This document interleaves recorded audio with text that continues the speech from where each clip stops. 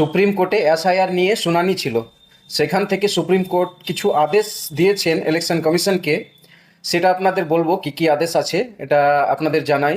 আপনাদের জানানো মানে অত্যন্ত জরুরি আছে। কেন, এটা এসআইআর নিয়ে বিশাল একটা মানে গন্ডগোল সৃষ্টি আছে, তাই এটা জানা জরুরি আছে।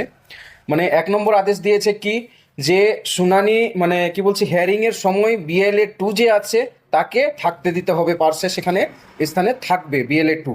আর দ্বিতীয় হচ্ছে, সব লজিক্যাল ডিসপেন্সারি যেটা আনম্যাপেড হয়েছে তার তথ্য কিন্তু প্রকাশিত করতে হবে ইলেকশন কমিশনকে, ঠিক আছে।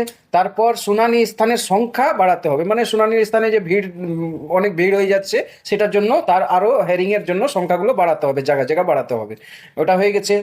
তারপর হচ্ছে 4 নম্বর হচ্ছে যে মাধ্যমিক অ্যাডমিট যেটা ইনভ্যালিড করে দিয়েছিল, মানে কোনো মাইনে রাখছিল না, যে মাধ্যমিকের কোনো ভ্যালিডেশন রাখছিল না মাধ্যমিকের অ্যাডমিটের, সেটা এখন আবার সুপ্রিম কোর্ট বলেছে না, এটা ভ্যালিডেশন করতে হবে, মানতে হবে। তো মাধ্যমিক এখন দিতে পারেন, মাধ্যমিকের অ্যাডমিট দিতে পারেন, সেটা ভ্যালিড হিসাবে ইলেকশন কমিশনকে গ্রহণযোগ্য করতে হবে। আর 5 নম্বর হচ্ছে সব থেকে অত্যন্ত জরুরি, যেটা আমরা মানে সোশ্যাল মিডিয়াতে আমরা সবাই করেছিলাম, যে হ্যারিংয়ের সময় আমরা ডকুমেন্ট সাবমিট করি কিন্তু আমাদের কোনো রিসিভ দেওয়া হয় না।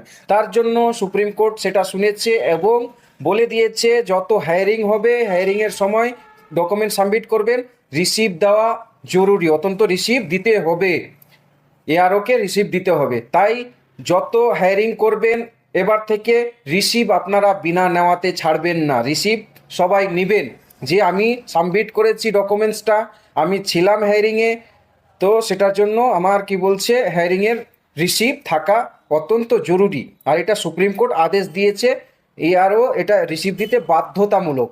তাই সবাই রিসিভ নেবেন, জোর করে হলেও এআরওর কাছ থেকে রিসিভ নেবেন। আর ভিডিওটাকে শেয়ার করে দেন, বেশি থেকে বেশি শেয়ার করে দেন, যাতে সবাই জানতে পারে এই নোটিশটা।